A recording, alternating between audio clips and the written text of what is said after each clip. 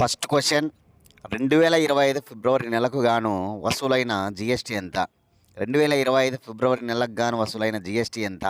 2025 ఫిబ్రవరి నెలకు గాను వసూలైన జీఎస్టీ ఎంత అంటే గనక 1.84 లక్షల కోట్లు. 1.84 లక్షల కోట్లు. 1.84 లక్షల కోట్లు అనమాట. చాలా ఇంపార్టెంట్, నోట్ చేసుకోండి.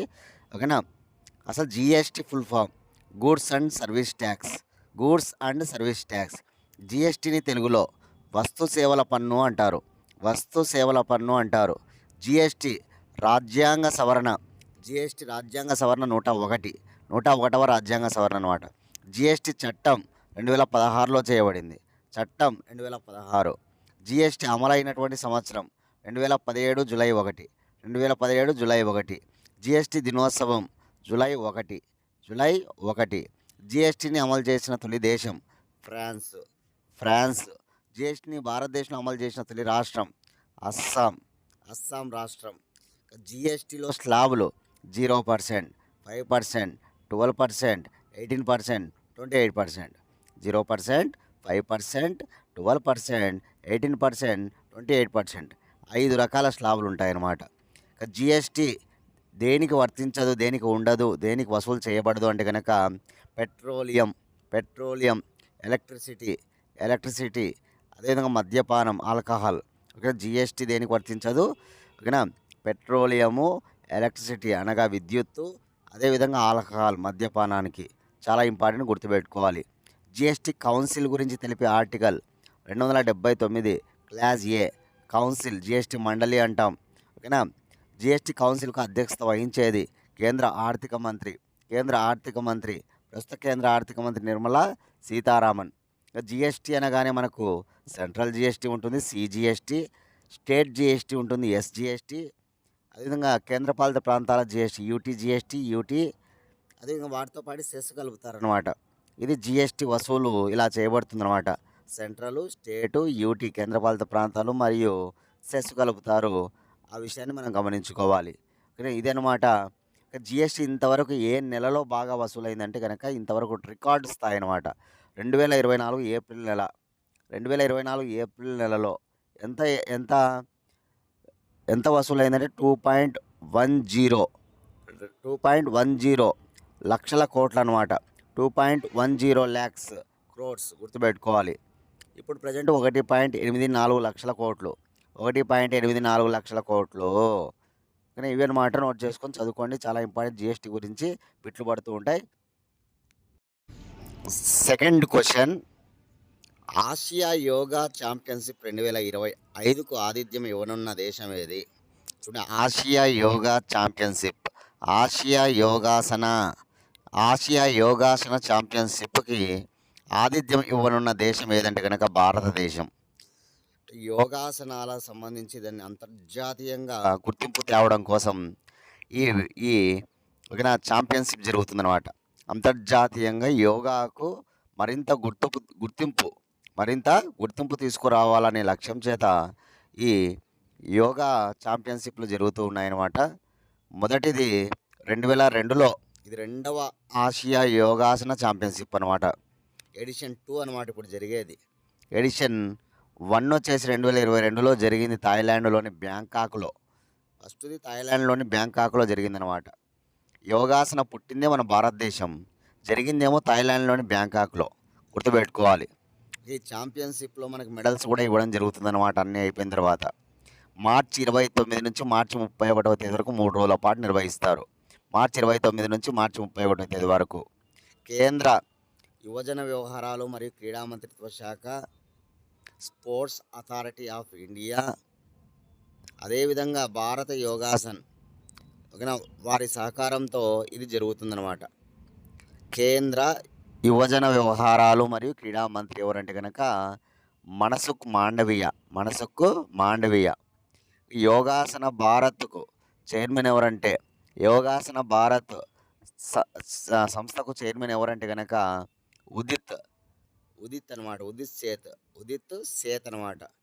వీరందరూ కలిసి చక్కగా ఇది జరపాలని నిర్ణయించారు. భారతదేశం ఆతిథ్యం ఇవ్వబోతోంది. న్యూఢిల్లీలోని ఇందిరాగాంధీ అరీనాలో ఇది నిర్వహించబోతున్నారు ఈ ఛాంపియన్‌షిప్. చాలా ఇంపార్టెంట్ గుర్తుపెట్టుకోవాలి. భారతదేశం ఆతిథ్యం ఇస్తూ ఉంది కాబట్టి. ఇది ఎడిషన్ 2 అని గుర్తుపెట్టుకోవాలి. ఎడిషన్ 1 థాయిలాండ్‌లోని బ్యాంకాక్‌లో జరిగింది అని గుర్తుపెట్టుకోండి. ఓకేనా? చాలా ఇంపార్టెంట్ అనమాట. అదేవిధంగా మనకి యోగా డే ఎప్పుడు? 2024 యోగా డే యొక్క థీమ్ ఏమిటి? కామెంట్ బాక్స్‌లో మీ సమాధానాన్ని తెలియజేయండి. యోగా దినోత్సవం ఎప్పుడు? యోగా దినోత్సవం 2024 యొక్క థీమ్ ఏమిటి? కామెంట్ బాక్స్‌లో మీ సమాధానాన్ని తెలియజేయండి చూద్దాం. Third question. ఉరుగ్వే దేశ నూతన అధ్యక్షుడిగా ఎవరు నియమితులయ్యారు? ఉరుగ్వే దేశ నూతన అధ్యక్షుడిగా నియమితులైన వారు యమాండు ఓర్సు. ఫస్ట్ ఆప్షన్ చూడండి, యమాండు ఓర్సి. యమాండు ఓర్సిని ఇమేజ్లో మీరు చూడొచ్చు. వామపక్ష నేత ఉరుగ్వే దేశ అధ్యక్షుడిగా ఎన్నిక కావడం జరిగిందనమాట యమాండు ఓర్సు. ఈ ఉరుగ్వే దేశ అధ్యక్షుడైనటువంటి యమాండు ఓర్సి ఏ పార్టీకి చెందినవారంటే movement of popular participation. Movement of popular participation. Movement of popular participation అనే పార్టీకి చెందినవారు అనమాట. మార్చి 1వ తారీఖున ఆయన ఉరుగ్వే దేశ అధ్యక్షుడిగా ప్రమాణ స్వీకారం చేయడం జరిగింది. మార్చి 1వ తారీఖున బాధ్యతలు స్వీకరించడం జరిగింది 2025 నుంచి. ఉరుగ్వే దేశ రాజధాని మాంటేవీడియో. ఉరుగ్వే దేశ భాష Spanish.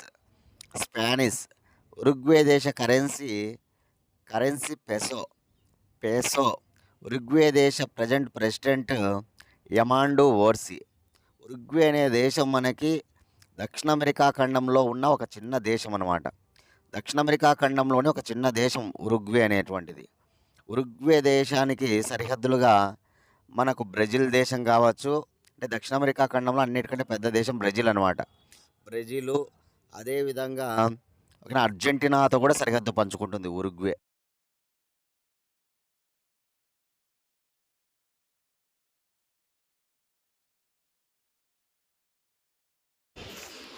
Question number 4. Semi connect conference 2025కు ఆతిథ్య రాష్ట్రం ఏది? సెమీ కనెక్ట్ కాన్ఫరెన్స్ 2025కు ఆతిథ్య రాష్ట్రం గుజరాత్లోని గాంధీ నగర్లో ఈ కాన్ఫరెన్స్ జరిగింది. దీనికి అధ్యక్షత వహించిన వారు గుజరాత్ ముఖ్యమంత్రి భూపేంద్ర పటేల్ ఈ కాన్ఫరెన్స్ను ప్రారంభించి కాన్ఫరెన్స్లో ఆయన ప్రసంగించడం జరిగిందనమాట. 2022లోనే సెమీ కండక్టర్లకు సంబంధించి ఒక ప్రత్యేక విధానాన్ని అమలు చేసిన తొలి రాష్ట్రం గుజరాత్ అని ఆయన చెప్పాడు. 2022లోనే సెమీ కండక్టర్లకు సంబంధించి ఒక ప్రత్యేక విధానాన్ని అమలు చేసిన మొదటి రాష్ట్రంగా గుజరాత్ నిలిచిందని ఆయన చెప్పాడు. భారతదేశంలో ప్రజెంట్ సెమీ కండక్టర్ల యూనిట్లు 5 నిర్మిస్తుంటే 4 సెమీ కండక్టర్ యూనిట్లు మన గుజరాత్లోనే మనం నిర్మించుకుంటున్నామని ఆయన చెప్పడం జరిగింది. దేశవ్యాప్తంగా 5 సెమీ కండక్టర్ల యూనిట్లను తయారీని చేస్తూ ఉన్నారంట. అందులో ఫస్ట్ 4 గుజరాత్వే అని ఆయన చెప్పాడనమాట. ఇకపోతే చాలా ముఖ్యంగా ఈ కాన్ఫరెన్స్కు నెదర్లాండ్, జపాను, సింగపూరు, అమెరికా నుంచి చాలామంది ప్రతినిధులు హాజరు కావడం జరిగిందనమాట. Make in India, make for the world, local to global అనే గొలుసులలో భాగంగా గుజరాత్ ముందుకు పోతూ ఉంది అని చెప్పి ఆయన చెప్పాడు. Make in India, make for the world, local to global అనే గొలుసులతో ఆ చైన్లో గుజరాత్ ముందు వరుసలో పోతూ ఉందని చెప్పి ఆయన చెప్పడం జరిగిందనమాట. కాబట్టి గుర్తుంచుకోవాలి ఈ విషయాలను మనం. సెమీ కండక్టర్లకు సంబంధించి గుజరాత్లో దొలేరా అనే ప్రాంతాన్ని ఎంచుకున్నారన్నమాట. సెమీ కండక్టర్ల తయారీ యూనిట్లకు సంబంధించి గుజరాత్లో దొలేరా అనే ప్రాంతాన్ని ఎంచుకోవడం జరిగింది. దేశంలోనే మొట్టమొదటి గ్రీన్ఫీల్డ్ స్మార్ట్ సిటీగా దీన్ని అభివర్ణిస్తున్నారు. దేశంలోనే మొట్టమొదటి గ్రీన్ఫీల్డ్ స్మార్ట్ సిటీగా దీన్ని చెప్పడం జరుగుతుందన్నమాట. కాబట్టి గుర్తుపెట్టుకోవాలి గుజరాత్ రాజధాని గాంధీనగర్. గుజరాత్ రాష్ట్ర హైకోర్టు అహ్మదాబాద్లో ఉంటుంది. గుజరాత్ రాష్ట్ర భాష గుజరాతీ. గుజరాత్ రాష్ట్ర ముఖ్యమంత్రి భూపేంద్ర పటేల్, బీజేపీ, భారతీయ జనతా పార్టీ. గుజరాత్ రాష్ట్ర ప్రస్తుత గవర్నర్ ఎవరు? కామెంట్ బాక్స్లో మీ సమాధానాన్ని తెలియజేయండి.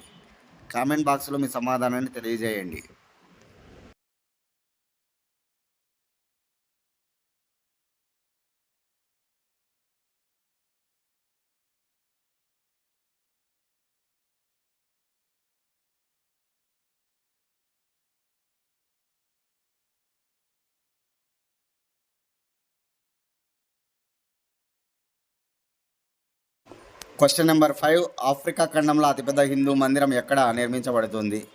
ఆఫ్రికా ఖండంలో అతిపెద్ద హిందూ మందిరం ఎక్కడ నిర్మించబడుతున్నది అంటే కనుక ఆన్సర్ దక్షిణాఫ్రికా. దక్షిణాఫ్రికా ఆఫ్రికా ఖండంలోనే అన్నిటికంటే అతిపెద్ద హిందూ మందిరం అనమాట. దక్షిణాఫ్రికాలో BAPS అనేటువంటి సంస్థ నిర్మిస్తూ ఉంది. ఓకేనా. బొచాసన్వాసి అక్షర్ పురుషోత్తం, ఓకేనా. బాప్స్ పూర్తి పేరు చెప్తున్నా, BAPS పురుషోత్తం స్వామి నారాయణ సంస్థ. ఓకేనా.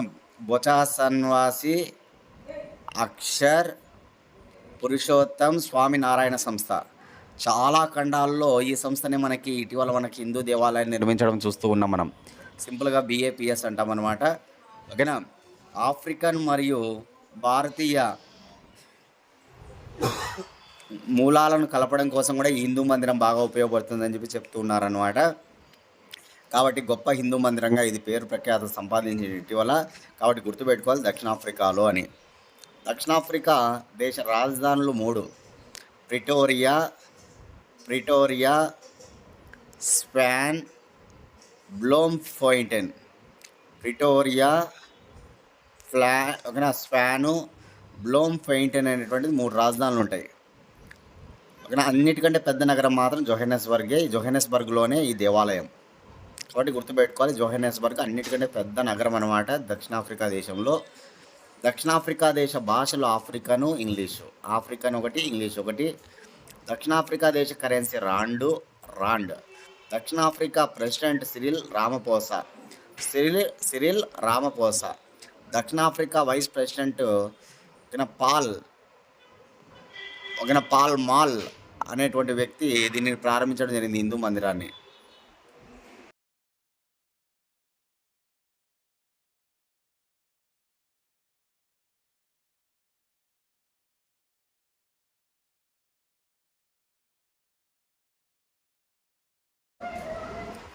క్వశ్చన్ నెంబర్ 6, ధన్వంతరి అవార్డులు 2025ను ఏ మంత్రిత్వ శాఖ అందించినది?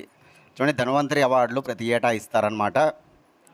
వైద్య రంగంలో విశేషమైన కృషి చేసిన వారికి ఇచ్చేటువంటి అవార్డు. ముఖ్యంగా ఆయుర్వేదంలో విశేషమైనటువంటి కృషి చేసిన వారికి ఇచ్చే అవార్డు అనమాట ఈ ధన్వంతరి అవార్డులు. ధన్వంతరి అంటే మనకు తెలుసు. ఓకేనా. ధన్వంతరి నవరత్నాలలో ఒకడు. గుప్తుల కాలంలో నవరత్నాలు అని ఉంటారు, రెండవ చంద్రగుప్తుని కాలంలో. అందులో ధన్వంతరి ఒకడు. ఆయన పేరు మీదుగా ఆయన గౌరవార్థం మనకు ధన్వంతరి అవార్డును ఆయుష్ మంత్రిత్వ శాఖ అందజేస్తుందన్నమాట. ఆయుష్ మంత్రిత్వ శాఖ ప్రతి ఏటా కూడా ఒక ప్రశంసా పత్రము, ఒక 5 లక్షల బహుమతి కూడా ఇస్తుందన్నమాట.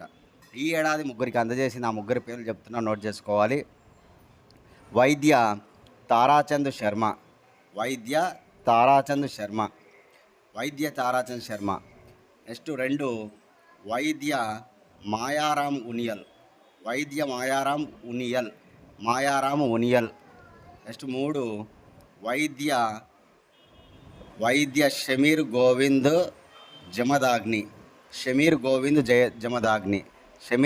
జమదాగ్ని. ఇట్లా ఈ 3 ఇవ్వడం జరిగిందనమాట.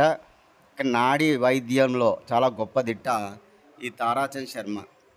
నాడీ వైద్యంలో నిపుణుడు అనమాట. అదేవిధంగా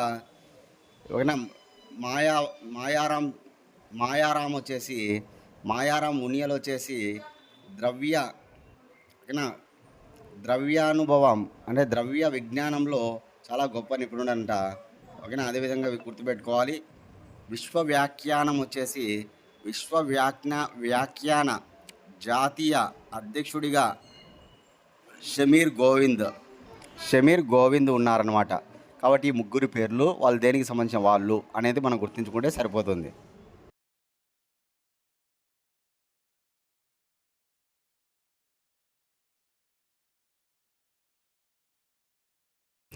క్వశ్చన్ నెంబర్ 7, పేరు మార్చుకోవడం ప్రాథమిక హక్కు అని తీర్పు ఇచ్చిన కోర్టు ఏది?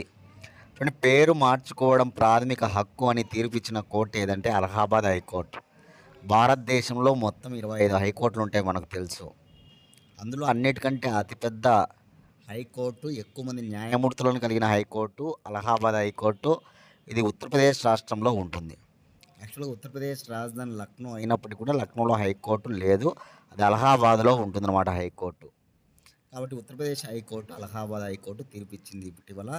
ఓకేనా, పేరు మార్చుకోవడం ప్రాథమిక హక్కు. విద్యాశాఖ ఒక స్కూల్ సర్టిఫికేట్లో ఉన్న తన పేరును మార్చడానికి నిరాకరించిందని చెప్పేసి దాఖలైన కేసులో ఇచ్చిన తీర్పు అనమాట ఇది. విద్యాశాఖ స్కూల్ సర్టిఫికేట్లో ఉన్నటువంటి తన పేరును మార్చుకోవడాన్ని నిరాకరించిందని ఒక వ్యక్తి వేసిన దాఖలు, ఓకేనా, వేసినటువంటి దానిలో భాగంగా ఇప్పుడు ఇచ్చినటువంటి తీర్పు అనమాట ఇది, గుర్తుపెట్టుకోవాలి. కాకపోతే కనుక సివిల్ కోర్టు డిక్లరేషన్ పాటించి తీరాలని చెప్పింది అనమాట అలహాబాద్ హైకోర్టు. ఇట్లా పేరు మార్చుకునేటప్పుడు సివిల్ కోర్టు డిక్లరేషన్ను పాటించాలి, చట్టపరమైనటువంటి నిబంధనలు పాటించాలి, చట్టపరమైన నిబంధనలు పాటించాలని చెప్పి అలహాబాద్ హైకోర్టు ఈ తీర్పులో భాగంగా ఈ విషయాలను కూడా వెల్లడించడం జరిగిందనమాట. కాబట్టి గుర్తుపెట్టుకోవాలి, హైకోర్టులు ఇచ్చిన తీర్పులు ముఖ్యమైన తీర్పులు, సుప్రీంకోర్టు ఇచ్చిన తీర్పులు ముఖ్యమైన తీర్పులను మనం గుర్తుపెట్టుకుంటూ నోట్ చేసుకుంటూ రావాలి. ఓకేనా. భారతదేశంలో హైకోర్టులు 1861 కౌన్సిల్ యాక్ట్ ప్రకారం 1862లో ఏర్పడతాయి. దేశంలోనే మొట్టమొదటి హైకోర్టు కలకత్తా హైకోర్టు 1862లో ఏర్పడింది. రెండవ హైకోర్టు కూడా 1862లో ఏర్పడింది, అది బాంబే హైకోర్టు. మూడవ హైకోర్టు కూడా 1862లోనే ఏర్పడింది, అది Madras high court. First high court Calcutta, 2 Bombay high court, 3 Madras high court, 4 Allahabad high court అనమాట 1866లో ఏర్పడింది. 1866లో Allahabad high court exact Allahabad high court ఏర్పడిన ఒక 100 సంవత్సరాలకు 1966లో ఢిల్లీలో హైకోర్టు ఏర్పడింది. మన రాజధాని ఢిల్లీ ఉంది కదా, ఆ ఢిల్లీ హైకోర్టు ఎప్పుడంటే 1966 అనమాట. ఆంధ్ర రాష్ట్రము ఆంధ్రప్రదేశ్ అని మనం రెండు చూస్తాం. ఆంధ్రప్రదేశ్ 1953 ఏప్రిల్ 1 ఏర్పడినప్పుడు హైకోర్టు ఎక్కడ ఉండేది అంటే కనుక హైకోర్టు గుంటూరులో ఉండేదన్నమాట. ఆంధ్రప్రదేశ్ 1956 నవంబర్ 1న ఏర్పడిన తర్వాత హైకోర్టు హైదరాబాదుకు ఉంటుందన్నమాట, గుర్తుపెట్టుకోవాలి. ఆంధ్ర రాష్ట్ర హైకోర్టు గుంటూరులో ఉంది, ఆంధ్రప్రదేశ్ హైకోర్టు హైదరాబాద్ అనేటువంటి విషయాన్ని మనం గుర్తుపెట్టుకోవాలి. హైదరాబాద్ హైకోర్టు ఎప్పుడు ఏర్పడింది, హైదరాబాద్లో హైకోర్టు ఎప్పుడు ఏర్పడింది అంటే 1956. ఇప్పుడు గుంటూరు హైకోర్టు అనేది లేదు, కానీ హైదరాబాద్ హైకోర్టు అనమాట.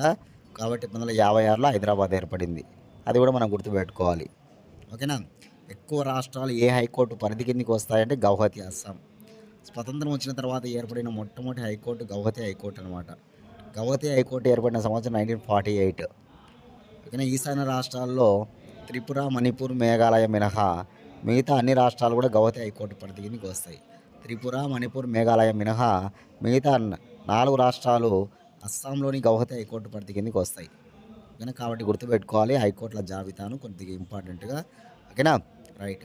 హైకోర్టులు ఎవరి కాలంలో ప్రారంభించబడ్డాయంటే lord Canning, governor general lord Canning కాలంలో హైకోర్టులు ఎస్టాబ్లిష్ కావడం జరిగిందనమాట. ఆ విషయాన్ని కూడా గుర్తుంచుకోండి.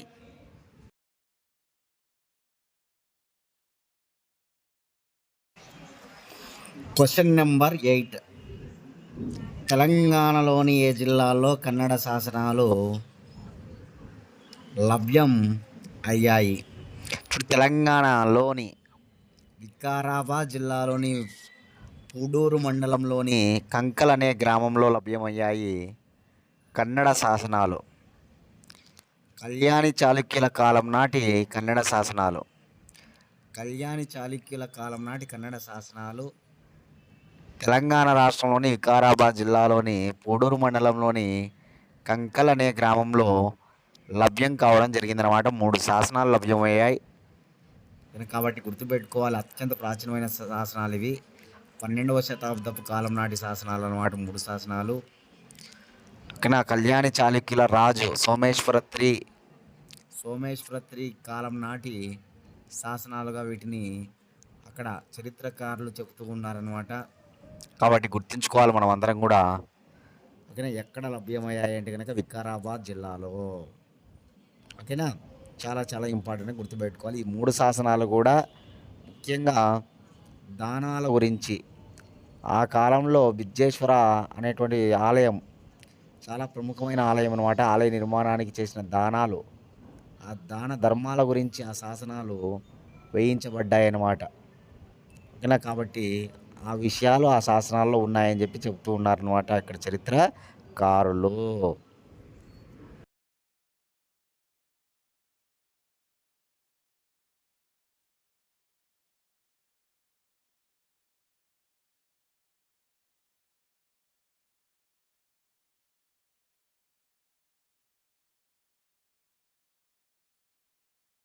9th question. ఇటీవల ఒకచోట ఆగిపోయిన అతిపెద్ద మంచు ఫలకం ఏది?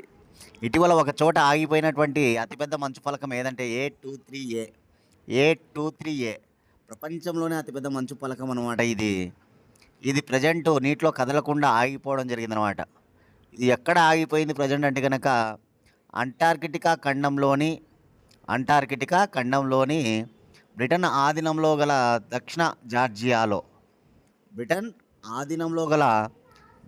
జార్జియాలో గల మారుమూల ద్వీప జలాల్లో ఈ మంచు ఫలకం అనేటువంటిది ఆగిపోవడం జరిగిందనమాట, కదలకుండా. కాబట్టి అతిపెద్ద మంచు ఫలకం ఇప్పుడు ఆగిపోవడం వార్తల్లో ఉంది. A23A అనేటువంటి మంచు ఫలకం ఎక్కడ ఆగిపోయిందంటే అంటార్కిటికా ఖండంలో గల బ్రిటన్ ఆధీనంలో గల దక్షిణ జార్జియా వద్ద మారుమూల ద్వీప జలాల్లో ఇది ఆగిపోవడం జరిగింది. 40 ఏళ్ల తర్వాత ఇది జరిగిందనమాట. ఈ మంచు ఫలకం యొక్క విస్తీర్ణం 4000 చదరపు కిలోమీటర్లు. 4000 చదరపు కిలోమీటర్లు అనమాట. గ్రేటర్ లండన్ కంటే ఇది చాలా పెద్దదనమాట మంచు ఫలకం. కాబట్టి గుర్తుంచుకోవాలి, ఇది ఆగిపోయింది ఇటీవల. A23A వార్తల్లో ఉంది. చాలా చాలా ఇంపార్టెంట్, గుర్తుపెట్టుకోవాలి. A23A. ఓకేనా. ఇది 1986లో ఓకేనా దీన్ని కనుగొన్నారు అనమాట. 1986లో కనుగొన్నారు.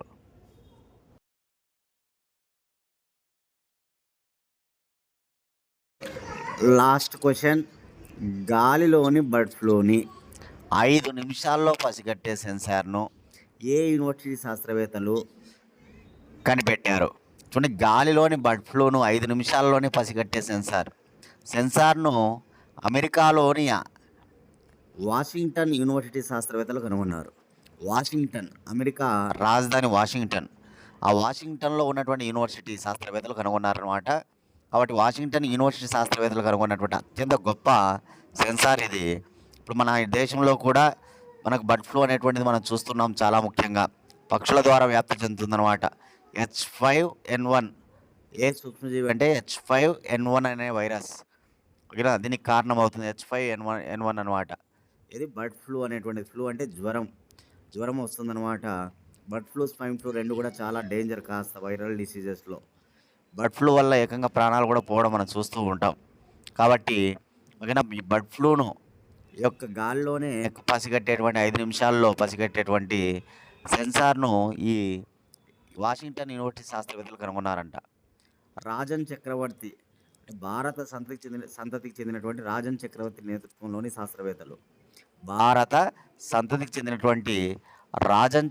నేతృత్వంలోని శాస్త్రవేత్తలు ఈ సెన్సార్ను కనుక్కోవడం జరిగిందనమాట. ఓకే, దీనివల్ల ఏమవుతుందంటే కనుక ఈ సూక్ష్మజీవి ఏదైతే ఉందో దాని యొక్క నమూనాను మరియు సూక్ష్మజీవుల మోతాదును కూడా తెలుసుకుంటారనమాట. సూక్ష్మజీవి నమూనాతో పాటు ఆ సూక్ష్మజీవుల మోతాదును తెలుసుకుంటారనమాట. ఓకే, ఇందులో మనకి ఆప్తామార్ట్స్ అనేటువంటి క్యాప్చర్ ప్రోబ్స్ ఉంటాయంట. ఈ సెన్సార్లో ఆప్తామార్ అనేటువంటి క్యాప్చర్ ప్రోబ్స్ ఉండి ఓకేనా అవి వైరస్ ప్రోటీన్లను అతుక్కొని వాటి ఉనికిని కనుక్కుంటాయంట.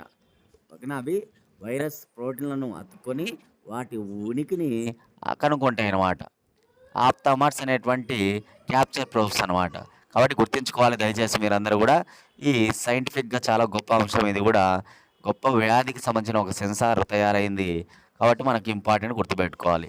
ఓకేనా, ఎవరికైనా సరే డైలీ ఎగ్జామ్స్ రాసుకోవాలనుకుంటే 8186006848. ఆంధ్రప్రదేశ్ సంబంధించి అత్యంత త్వరలో మనకి హైకోర్టు జాబ్స్ కూడా మనకు రాబోతూ ఉన్నాయన్నమాట. దానికి సంబంధించి రోస్టర్ తయారు చేయమని చెప్పేసి గ్రీన్ సిగ్నల్ ఇచ్చారు హైకోర్టులకు, జిల్లా కోర్టుల వారికి. కాబట్టి దాంట్లో జీకే స్టాండర్డ్ జీకే చాలా ఇంపార్టెంట్. ఓకేనా, కాబట్టి వాటికి సంబంధించి కూడా ఎగ్జామ్స్ డైలీ మేము పెడుతున్నాం. మీకు ఇంట్రెస్ట్ ఉన్న వాళ్ళు 8186006848 అనే నెంబర్కి కాల్ చేసి ఎగ్జామ్ వివరాలు కనుక్కొని మీరు డైలీ ఎగ్జామ్స్ రాసుకుంటూ ఉండొచ్చు.